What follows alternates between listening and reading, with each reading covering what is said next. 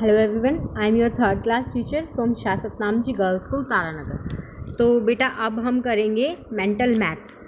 ठीक है, mental maths मतलब दिमाग को घुमा देने वाला, तो इतना ज़्यादा भी नहीं है मुश्किल। तो जैसे हमने एडिशन में किए थे ये वाले मिसिंग वाले, है ना, तो ऐसे ही हम अब सब्सट्रैक्शन में करेंगे। तो इसमें हम क्या लिखेंगे, जैसे अब यहाँ पे बॉक्स बना देती हूँ मैं, यहाँ पे कर लेते हैं 3 और ये एक बॉक्स है यहाँ पे, then 9 and then 2 and after that 1 5 3 and ये बॉक्स। ओके, अगर चाहो तो हम इसको जूम करके भी कर सकते हैं, यहीं पे कर लेते हैं। Yes, this is okay.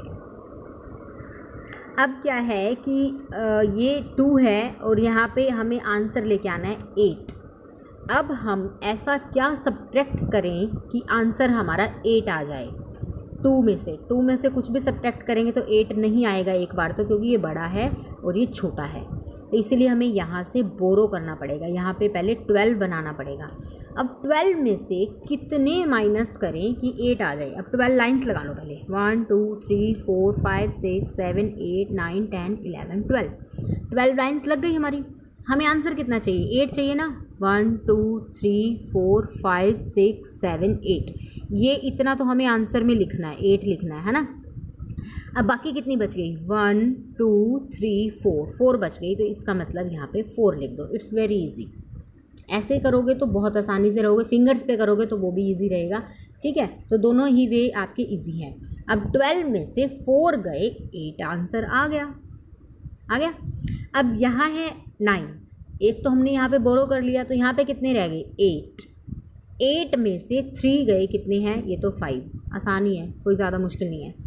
अब ये देखो कि यहाँ पे ऐसा क्या डिजिट आएगा कि जिसमें से अगर हम 5 को माइनस कर दें तो हमारा आंसर 8 आ जाए। अब ऐसा कौन सा डिजिट होता है जिसमें से 5 माइनस करने से 8 आ जाए। तो देखो यहाँ पे हमें क्या चाहिए, 5 चाहिए। 1 2 3 4 5 तो हमारे पास है, हमें चाहिए कितना, 8 चाहिए। 1 2 3 4 5 6 7 8। ठीक है, कितने हो गए टोटल, कितने हो गए ये, 1 2 3 4 5 6 7 8 9 10 11 12 13, कितने हो गए, 13, यानी कि 3 लिख दो। अब यहाँ से एक इसको क्या कर दोगे आप, बोरो कर दोगे, तो यहाँ 13 बन गया। 13 में से 5 गए, आंसर हमारा आ गया 8। अब एक तो हमने इसको दे दिया था, तो यहाँ पे कितने बच गए, 2 में से 1 गया, 1। ओके, थोड़ा सा मुश्किल है बट आप प्रैक्टिस करोगे तो आपको हो जाएगा। एक और मैं करवा देती हूँ, नीचे वाला ही कर लेते हैं, डी पार्ट है। अब देखो सबसे पहले तो इसको ये बोरो करेगा, वो इसको उधार दे देगा, ये इससे बोरो करेगा, ये इससे बोरो करेगा। ठीक है, तो अब यहाँ बोरो तो चलता ही रहेगा। अब यहाँ पे देखो ऐसा हम क्या लिखें कि हमारा आंसर 9 आ जाए। ठीक है, तो हमारे पास यहाँ पे कितने हैं, 7 है, तो 7 लाइन्स लगा लो पहले, 1 2 3 4 5 6 7। नीचे कितना चाहिए, 9 चाहिए, 9 लाइन लगा लो, 1 2 3 4 5 6 7 8 9। अब सारों का टोटल कर लो, कितने हो गए, 16 होएंगे, मुझे पता है, आप कर सकते हो अपने प्रैक्टिस के लिए। तो 16 का यहाँ पे लिख लो 6 ही लिखेंगे ना, पूरा 16 तो हम लिख ही नहीं सकते। इसका मतलब हमने यहाँ से इसको एक बोरो दे दिया, 16 का 6 ही लिखेंगे, दोनों के दोनों तो लिख ही नहीं सकते। 16 ऊपर बेशक लिख सकते हैं हम।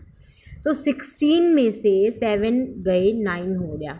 अब यहाँ पे क्या आएगा, एक तो हमने इसको देना ही है तो वो बढ़ा के लिखेंगे हम यहाँ पे। तो 2 और 8 कितना होता है, 1 2, फिर 8 लिख लो, 1 2 3 4 5 6 7 8। ये 2 लाइन लगा ली हमने, ये 8 लगा ली, कितनी बन गई, 1 2 3 4 5 6 7 8 9 10 बन गई। तो आप कहोगे मैम 10 की 0 लिख दें, 10 की 0 लिख दो, कोई बात नहीं। 0 लिखोगे तो इसमें से एक बोरो करना ही पड़ेगा हमें।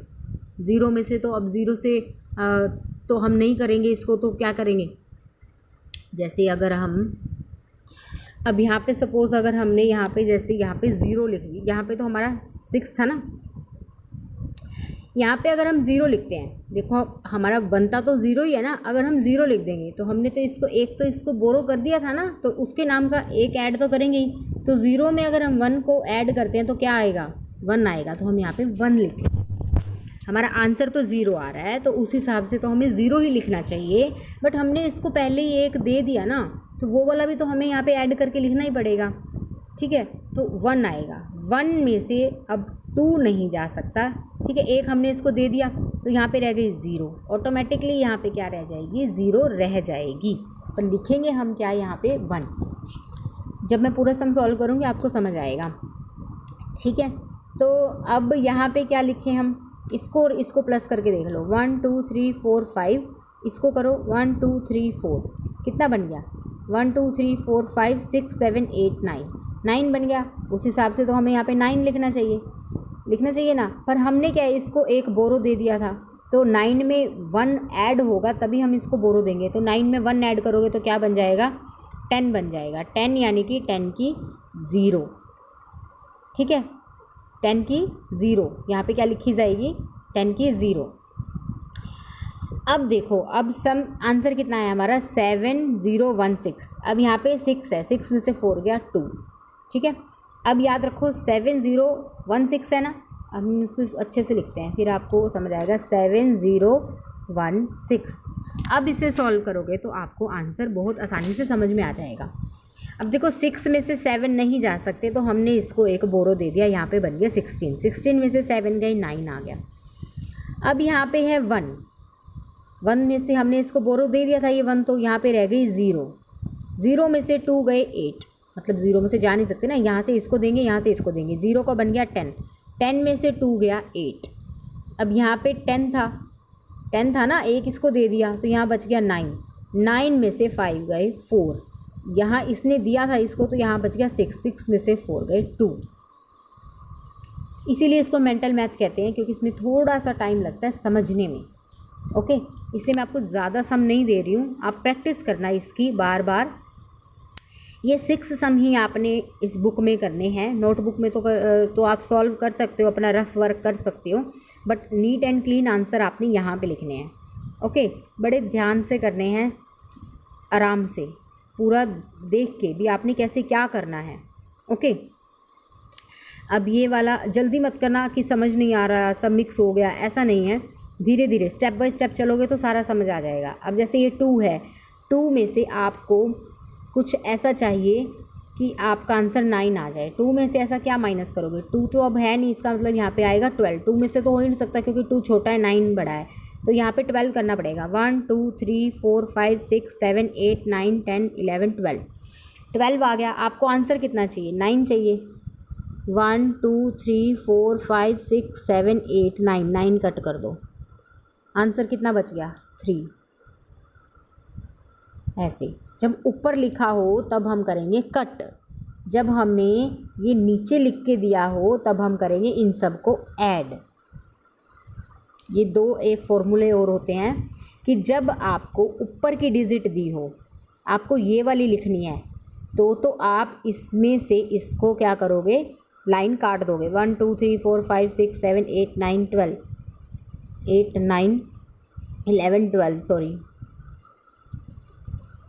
अब 12 हो गई, ओके। फिर इसमें से 9 लाइंस को आप कट कर दो, ओके। फिर आपका आंसर आ जाएगा।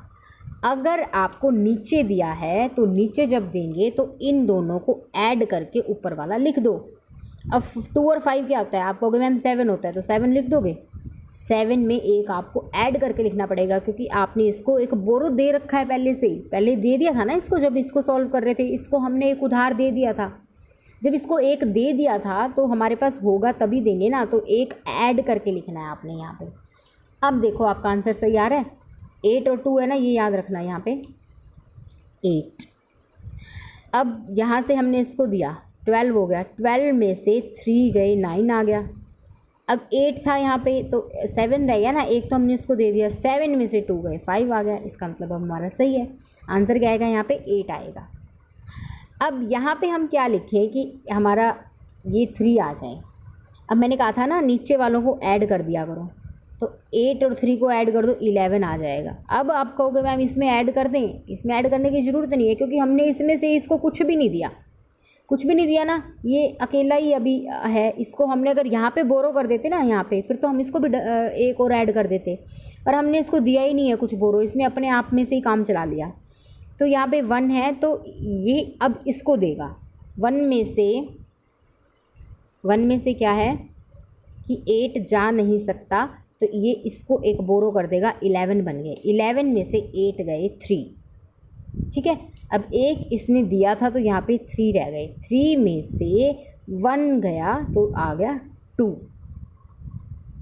ओके, डोंट टेक टेंशन, आराम से करना। 3 तो मैंने करवा ही दिए हैं और सीधा सीधा आपको एक फॉर्मूला बता दिया है कि जब आप यहाँ लेके आना है तो इसमें से इसको माइनस कर दो, वो लाइन को काट दो, और जब यहाँ लिखना है कुछ तो इन दोनों को ऐड करके यहाँ पे लिख दो।